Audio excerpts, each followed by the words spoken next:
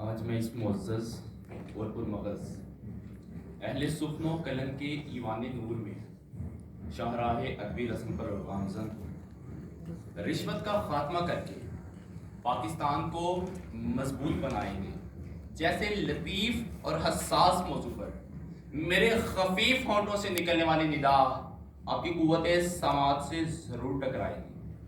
عالی وقار حضرت انسان نے جب سے زمین پر قدم رنجا فرمایا وہ اپنے جائز کام کے لیے جا بجا ٹھوکریں کھاتا پھرتا نظر آیا۔ کبھی اس دھرتی پر سبز قانون اور کبھی سیاہ قانون کی اجارہ داری ہوئی، مگر بلکتی انسانیت کی آنکھوں سے نکلنے والے نیر نے مساکین کے چہروں پر نشان عیاں کر دیے۔ رشوت جیسے برے اور غلیظ لفظ سے شرفاء و علماء کو نفرت بسیا رہی ہے۔ علماء لفاظی کے پیرہن میں حقائق کو واضح کرنے میں لیل و نہار کی کروٹ میں کامیاب رہی ہیں، مگر رشوت کی سرپرستی کرنے والا گروہ پس پردہ اپنے پاؤں مضبوط کرتا گیا۔ صدر محتشم، رشوت ستانی کے عروج سے سماج میں تغیر رونما ہوا۔ مظلوم کی آہوں سے کسی آفیسر کا کلیجہ نہ پھٹا، مظلوم کے خرمنِ تیش سے ایوان میں زلزلہ طاری نہ ہو سکا، مظلوم کے پاؤں سے جائز کام کروانے کی سکت نے دم توڑ دیے، اس کی قوت گویائی جواب دینے لگی، اس کے ہاتھوں کی قوت ضرب کاری کچھ نہ کر سکی۔ آخر رشوت ایک ناسور بن کر رہ گئی۔ ایسا بھی سلسلہ ہو خدایا کہ جسم سے مر جائے جب ضمیر تو بدبو نکل پائے۔ صدر علی وقار، میں اس وطن کا باسی ہوں، میں اس غلیظ اور مکروہ دھندے کو ختم کرنے کے لیے محمد بن قاسم کی تیغ براں کی چھنکار کو کیسے لاؤں؟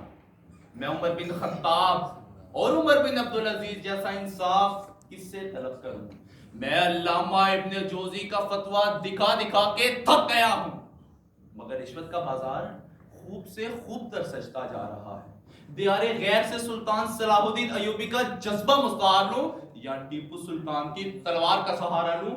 علی وقار، یہ سب کام مجھے ناتواں سے نہ ہو سکیں گے۔ میں ایک ادنا شہری ہوں، مگر میرا ضمیر مجھے جھنجھوڑ رہا ہے کہ تم ابن آدم ہو، تم خلیفۃ اللہ ہو، یہ فرض تم پہ لازم ہے۔ ادا کرو، ادا کرو، ضمیر بیچ کے مسند خریدنے والو۔ اہل وفا میں بہت حقیر ہو تم، وطن کا تمہیں پاس ہے، نہ ہو سکے گا کبھی۔ اپنی حرص کے بندے ہو، بے ضمیر ہو تم، اپنے حرص کے بندے ہو، بے ضمیر ہو تم۔ علی جا، میرا تعلق پاکستانی غیرت مند قوم سے ہے کہ جس نے ہندوستان کے دو ٹکڑے کر دیے، آج بھی سمندر پار انگریز دانتوں میں انگلی دبائے سوچ رہا ہے۔ علی وقار، میرے سینے میں وہ زندہ دل دھڑک رہا ہے کہ جو محمد بن قاسم کو سندھ کے لیے اگزاروں میں کھینچ لایا۔ میرا تعلق سلطان صلاح الدین ایوبی سے ہے کہ جنہوں نے میدان کارزار میں کبھی شکست قبول نہ کی۔ میرا تعلق سلطان محمود غزنوی سے ہے کہ جس نے سومنات کے بتوں کو دو نیم کر دیا۔ یہ رشوت کیا چیز ہے؟ میں اس رشوت کو ٹیشو پیپر کی طرح اٹھا کے کوڑا دان میں پھینک دوں گا، کیونکہ میں پاکستانی ہوں، میں اقبالین ہوں، میں فقر کا دل دادا ہوں۔ میرے نبی کا فرمان ہے کہ رشوت لینے والا اور دینے والا دونوں جہنمی ہیں۔ جیسے یہ رشوت خوری ہے، مجبور پہ سینہ زوری ہے، ہم اس دھرتی کے دشمن ہیں۔ یہ اپنے وطن کی چوری ہے، یہ اپنے وطن کی چوری ہے۔ دھرتی میں اس کو گاڑیں گے اور اس کو خوب پچھاڑیں گے۔ یہ تیری میری دشمن ہے، رشوت کو جڑ سے اکھاڑیں گے، رشوت کو جڑ سے اکھاڑیں گے۔